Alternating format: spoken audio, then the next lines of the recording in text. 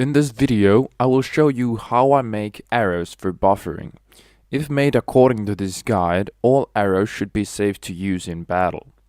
Here is me with my bow and arrows in Sotahuuto 2015. The structure of the arrow is roughly like this. It consists of the wooden parts, the shaft and the blunt, the pyramid-shaped widener made of cellular plastic, e.g. pipe insulation, the extremely important penetration stopping layer made of vinyl flooring or leather, a layer of cellular plastic, e.g. sleeping pad, and a layer of foam plastic, e.g. mattress. From the back end we find the feathers, which can be real or plastic, and the knock protection.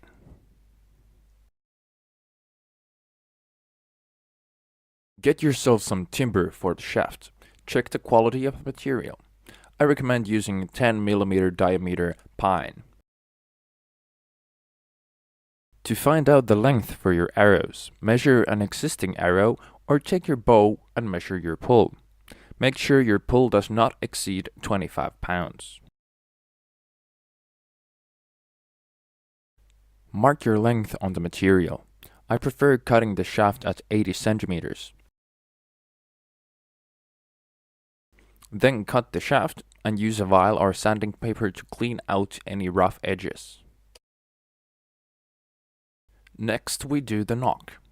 This end is a little bit dirty, so we'll use the other end. Have a look at the grain of the wood. You want to cut your knock parallel to the grain.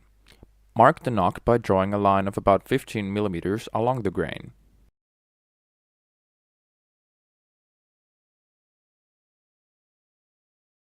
Then we can drill a 3mm hole on the bottom of the line. Use a saw and a knife to open up the knock. Be careful not to split the shaft. Use a file and sanding paper to get rid of any rough edges and make the knock friendlier to use.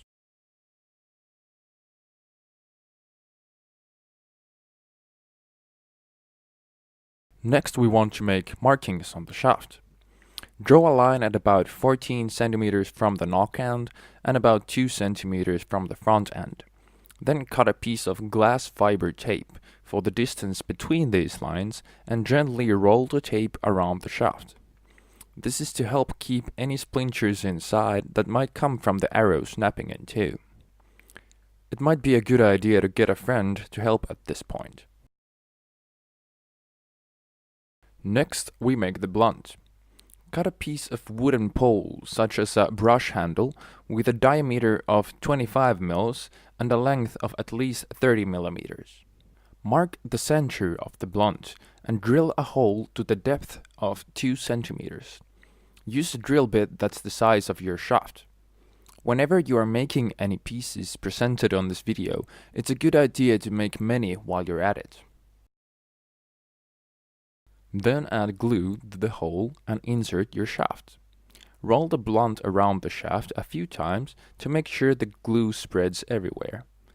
I recommend using waterproof glue designed for wood. Then leave the shaft to dry. Cut a piece of pipe insulation tube with the same length and size of your blunt. This widener is made to increase the area the arrow hits, so the cushioning wall should be at least 10mm thick. Take your shaft and add epoxy or contact adhesive to the side of the blunt. Spread it evenly on the area and try to find a good amount that is not too much and not too little to make the best bond. You should also add some glue to the opening of the widener as seen on the video. Then press the widener firmly against the glue and use a piece of duct tape to hold it in place. Give the pieces a little spin to spread the glue on both surfaces.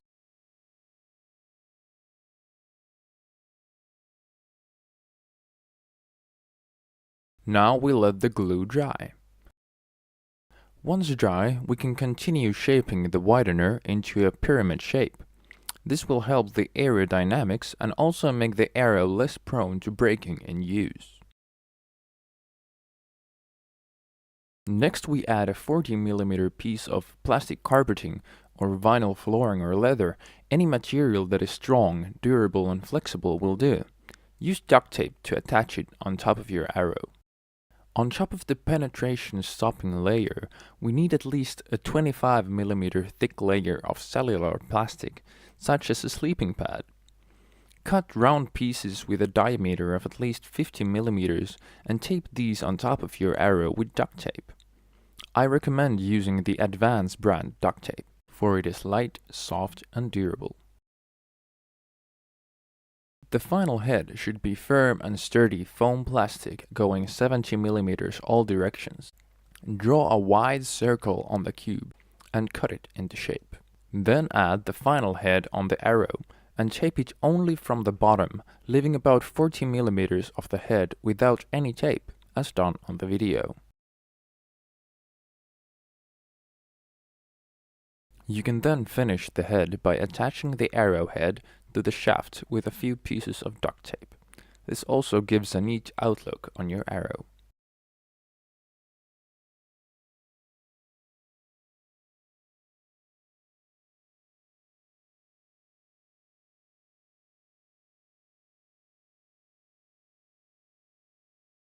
Cut your feathers to a length of 50 to 80mm. Then remove the hair on the first 5mm and leave the rod bare.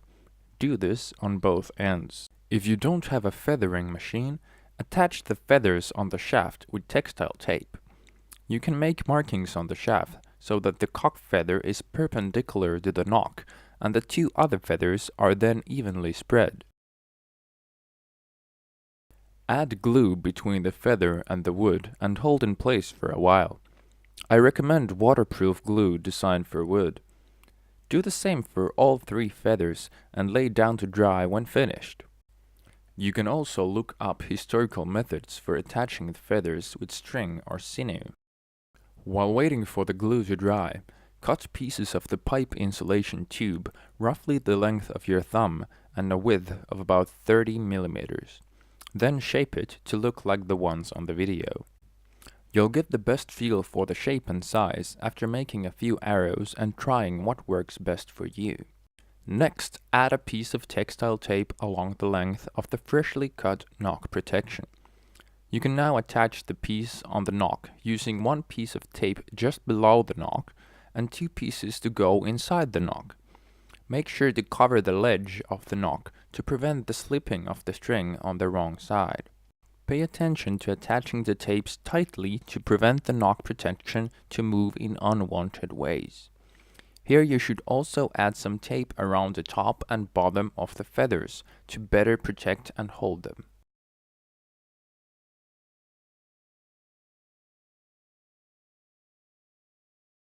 You can now admire your beautiful arrow.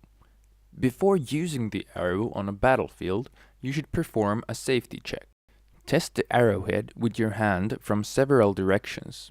You should not feel any hard structures or pieces of duct tape scratching. You can test the arrowhead on your face and in your own eye to be sure you don't feel anything unwanted. Grab the arrowhead and shake the arrow. The shaft should be firmly attached to the head. If any moving happens, it is likely that the epoxy resin has failed or the cellular plastic has broken. Go through the wooden shaft. Bend it slightly to find any angles that might suggest a fracture in the wood. Even the smallest fracture makes the arrow unsafe since it can snap into 2 in mid-flight. Also make sure that the glass fiber tape is in good condition. Make sure the feathers are attached and in good condition. There should be no sharp edges that might scratch in contact. Test the nock protection with your hand from several directions. The nock protection should bend over the nock in all situations to prevent any possible contact with the wooden nock. If one of these factors does not pass the test, fix it and test again. If all factors do pass the test, you're ready to start your boffering archery. Happy hunting! Remember to have your bow and arrows checked by a qualified controller before commencing in battle. Always check the state of your arrows after every shot. Clean the arrowhead from dirt, grass, or anything else that is not supposed to be there.